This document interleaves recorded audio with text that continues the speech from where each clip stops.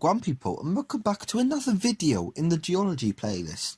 This playlist is already becoming quite full, and in this video I'm completing a so simple guide to sedimentary rocks. If I click there and press an L button, I'll be on to the next slide. So lithification, as I said in the rock cycle process, is the process of turning sediments into rocks, sedimentary rocks to be precise.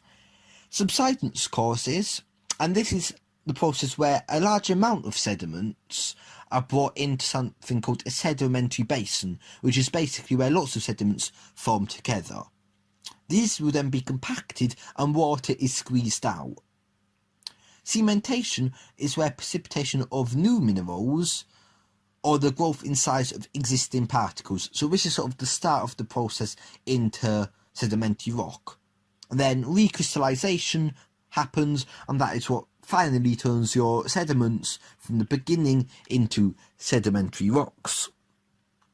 A lot can affect formation, for example, where these are formed. Are they forming in a valley, on the coastline, floodplains, glaciers? If you have a floodplain, it might be high in water content, which could often bring more sediments with it.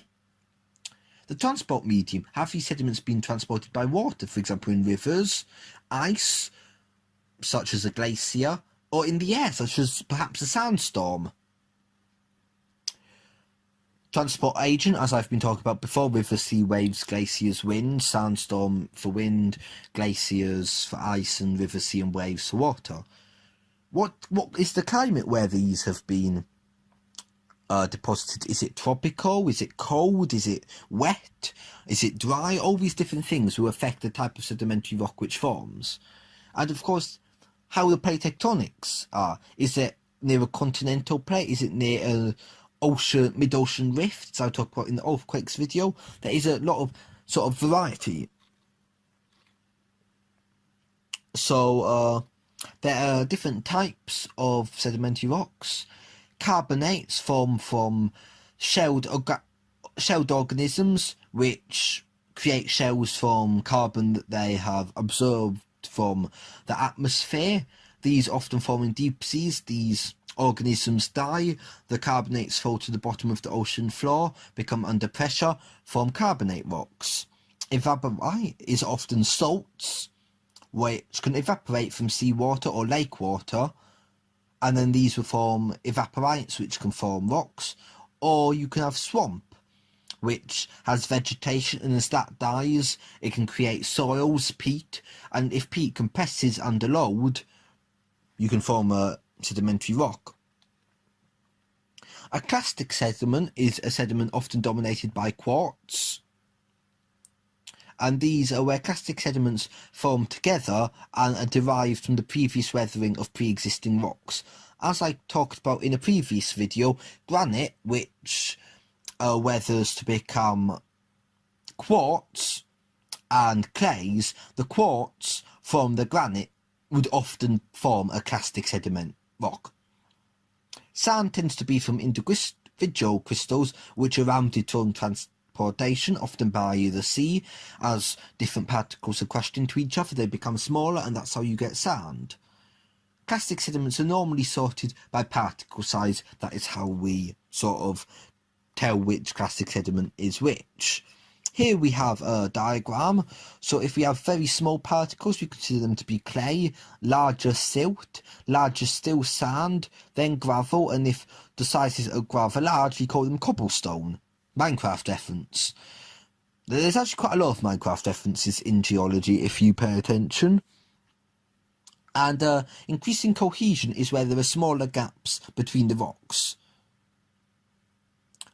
So basically, small rocks require a large velocity of water flow to be eroded or transported, or really anything, because they are so close together. If you have sort of a medium-sized rock, it takes a lot less water flow to move it, because they're not particularly well jointed to each other, but they're also not sort of so big that they weigh a lot. And then if you have really large rocks like cobble, it just takes a large amount of force to move them, so you need a high water flow. We are looking at sedimentary structures, and these are the different types of structures sedimentary rocks can form. So a sedimentary structure could be bedding or stratification, and this is where sediments are deposited in layers, often due to successive episodes of deposition. For example, if you have a floodplain, it might only flood once every 5 years, but every 5 years or whatever, approximately, you could be quite sure it would flood. These floods would bring with it successive episodes of deposition, which would cause bedding and layers to form. Cross-bedding could cause in dunes or sandbars, where basically layers, instead of being embedding deposited on a horizontal plane, these are deposited on a slight angled plane. Graded bedding occurs where you have big rocks at the bottom and finer rocks on top. This would be due to a river, for example, slowing down over time due to evaporation or lack of a water source. So in the beginning it will transport larger rocks, then smaller rocks, causing a graded bedding. An inverse graded bedding is the opposite, where small rocks are at the bottom and large rocks are on top. For example, if a river became more powerful over time, for example, the melting of a glacier accelerating in rate over time, bigger river. Ripples can remain where sediments are lithified, and bioturbination is where worms, which were moving through the sediments as the process of lithification occurred, get stuck, and you can still see tubes in the finished sedimentary rock. On to the next slide, we have this diagram, and this is where you can look around. You could take a sample of rocks and you could just put them on this diagram and you'll get a nice sort of line flowing from bigger particle sizes to small particle sizes. It's not particularly interesting or important. So now going on to the examples part of this video, we are initially looking at limestone. Limestone is a sedimentary rock formed of organic or chemical components. So this is components from dead animals, well, dead sea life mainly. It is 95% calcite, which is calcium carbonate, which forms the shells of sea organisms, as the next bullet point says. It mainly forms sort of in reefs of massive strong limestone. It is soluble to rainwater, to open fissures, sinkholes and caves. So basically, we sometimes, if you see limestone, it degrades over time. If it degrades over time underground, for example, due to an underground river, this can then create a cave. And this can make a very efficient aquifer. Has an uncombined compressive strength of 20 to 100 megapascals at a safe bearing pressure of 0.5 to 4 megapascals, which, I mean, they're both reasonably decent for a sedimentary rock, but as you can see, there is a large range depending on how much they have been weathered. Oilite consists of sand-side spherical calcite concretions, and concretions are dead animals, and chalk is a weak, fiable pearl and white limestone. So there are different types of limestone within the one major limestone.